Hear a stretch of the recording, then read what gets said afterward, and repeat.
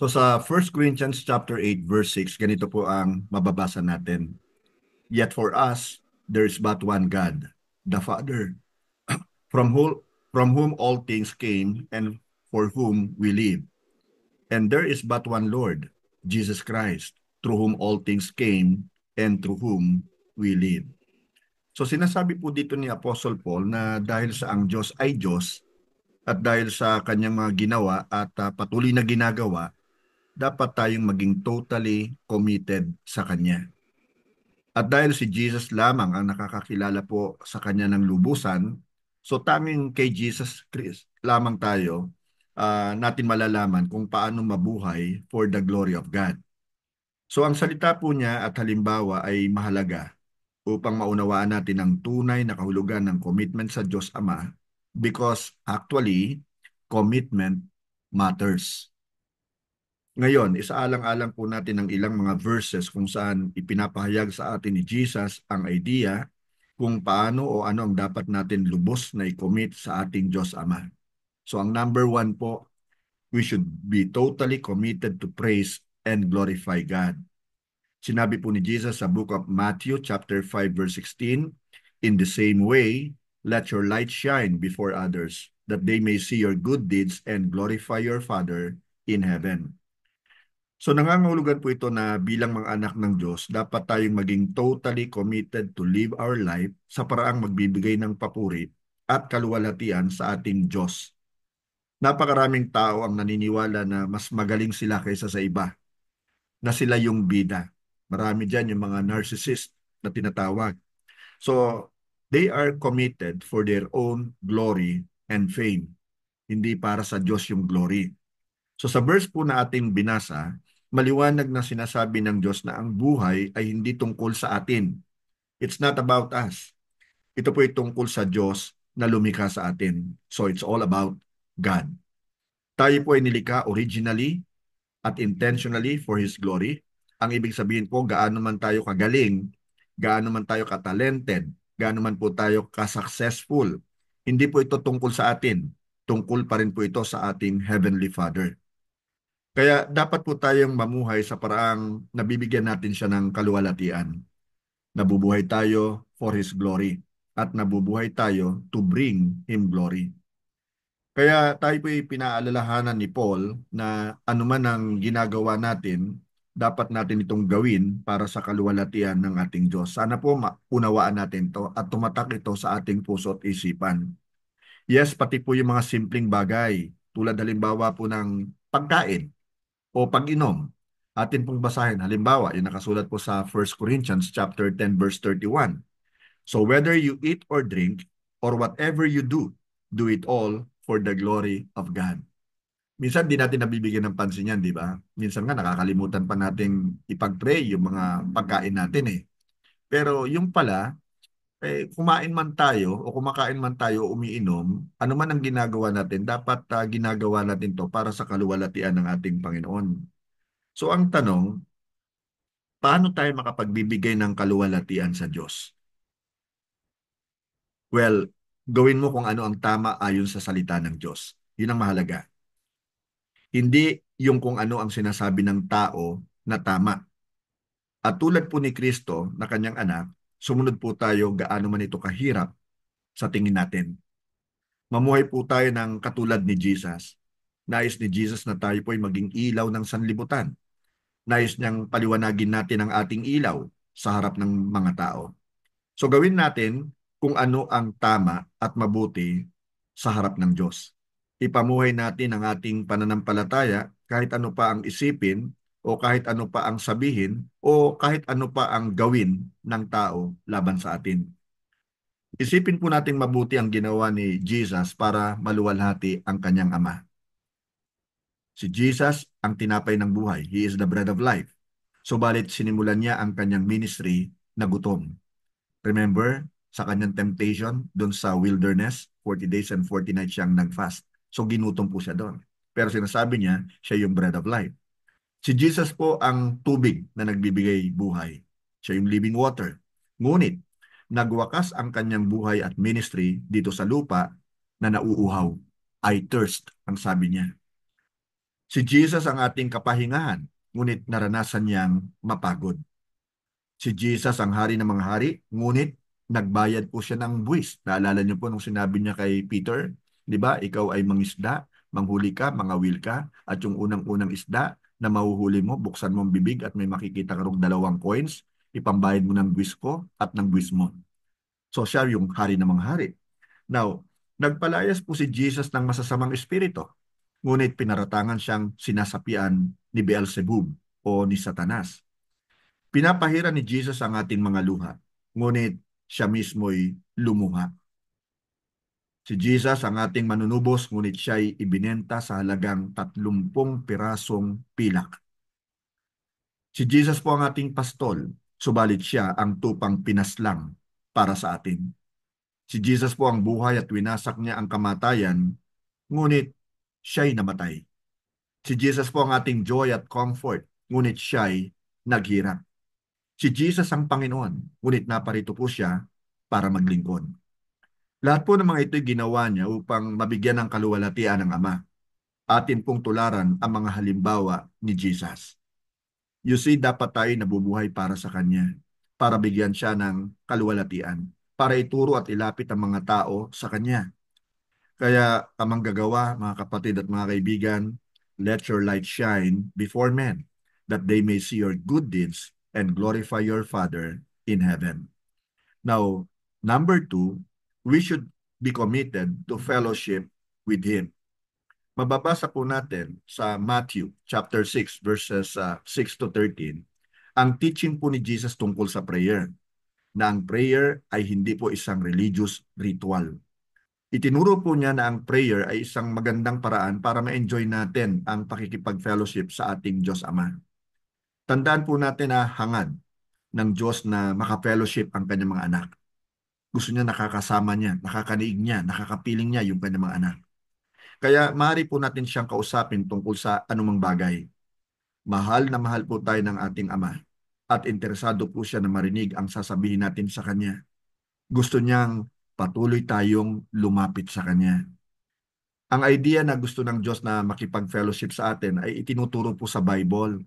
Makikita mo rin ito sa kanyang mga utos, sa kanyang mga pangaral, sa kanyang mga tawag at maging sa kanyang mga pangako. Tinatawag ng Diyos ang lahat na lumapit sa Kanya. Isa lang po ang panawagan ng mga propeta noong araw at ganun din ng mga preachers ngayon. Ano yon? Magsisi, tumalikod sa kasalanan at magbalik loob sa Diyos. Isinakripisyo po ng ating Panginoong Hesus ang kanyang ng ating Diyos ang kanyang sariling anak, ang nag-iisa niyang anak, upang ang lahat ng tatanggap kay Jesus ay maka-fellowship niya. Yan ang patunay na gustong-gusto ng Ama na maka-fellowship po tayo.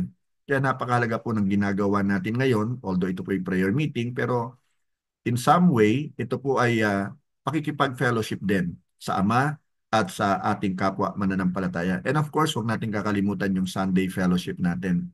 Napakahalaga po nun kasi doon natin nakakapiling ang ating Panginoon. So patunay po ito na God wants us more than anything else. Buhay o buhay ng kanyang anak ang kapalit dahil sa kagustuhan niyang maka-fellowship po tayo at wala siyang plano na i-give up tayo. So ano ngayon ang dapat nating maging tugon o response sa Kanya? Hindi po ba nararapat lamang na mas lalo tayong lumapit at dumulog sa Kanya? Nang sabihan po ni Jesus o sabihin ni Jesus sa Book of Matthew chapter 6 verse 6a, but when you pray, ang sabi niya rito. Hindi niya po isinasuggest na okay lang sa Kanya na paminsan-minsan tayong dumulog sa Kanya at dudulog tayo sa Kanya na hindi tayo tapat. Okay? Now, gusto niyo talaga tayo ay manalangin. Hindi niya sinabing, but if you pray. So talagang inaasahan niya na tayo po ay mananalangin. So dito po ipinapawating niya na lahat ng believers, kasama ka at ako, ay inaasahang maglalaan ng makabuluhang oras sa presence ng Diyos. Ang prayer ang ating paraan para makapiling o maka-fellowship po ang ating Diyos Ama. Kung tayo po ay committed sa Ama, then we must be committed to prayer. Kaya ako po'y nalulungkot sa totoo lamang kapag ang mga Christians, more so, yung mga servant leaders, yung mga may hinahawakan na ministry, ano po, ay madalang dumalo sa prayer meeting. Nakakalungkot po yun. And I'm sure kung ako na tao, pagaya nyo ay nalulungkot, how much more ang ating Diyos. Hinahanap-hanap niya po yung atin pong presence during prayer meetings. So sana po wag natin itong isang tabi lamang. Dapat taos puso at buong tiwala po tayong nananalangin sa Diyos. Now let's go to point number 3. We should be committed to His holiness. Doon po sa book of 1 Peter chapter 1 verse 16 nakasulat po, "For it is written, Be holy because I am holy." Well, alam po natin na napakahirap magpakabanal. Sa totoo lamang. Kasi lahat tayo nagkakamali eh. At sa totoo lang, araw-araw, nagkakasala po tayo. Amen? Time and time again, we fall short of becoming more like Jesus. Sa totoo lang po, ang utos na tayo magpakabanal ay mukhang imposible. Hindi po ba? Now, ang tanong ay ito, binigyan ba tayo ni Jesus ng utos na imposibleng magawa? Pinapagawa ba tayo ni Peter ng isang bagay na hindi makatotohanan? Na ayon dito sa kanyang sinabi, sa kanyang sulat, "Be holy because I am holy." Now, ang sagot po of course ay hindi. Alam po ni Jesus na malayo tayo sa pagiging perfect. Kung sa ganang atin lamang, hindi po tayo papasa sa standard ng holiness ng ating Diyos Ama. So ang utos po na ito na magpakabanal ay hindi para sa isang makasalanan na iligtas ang kanyang sarili sa kanyang mga kasalanan upang makamtan ang pagiging banal sa pamamagitan ng kanyang sariling gawa at pagsisikap. Hindi po ganon. Wala sino man sa atin ang pwedeng makapagligtas ng ating sarili sa tiyak po na impyerno. So ito po ay tungkol sa isang makasalanan, kagaya mo at kagaya ko, na pinaging banal ng Diyos dahil sa kanyang pananampalataya sa ginawa ni Jesus doon sa cross ng Kalbaryo at sa kanyang pagsisikap na mabuhay ng may kabanalan sa tulong ng banal na Espiritu.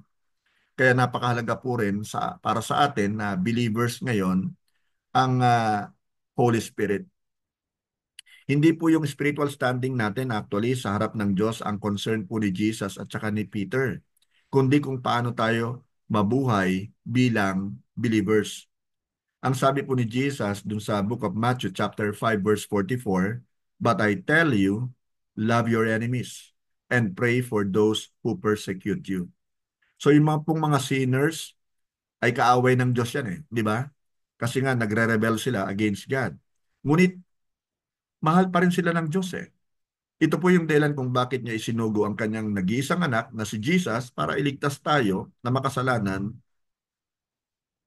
sa tiyak na kapahamakan. Now ang tanong, ikaw, mahal mo ba ang iyong mga kaaway?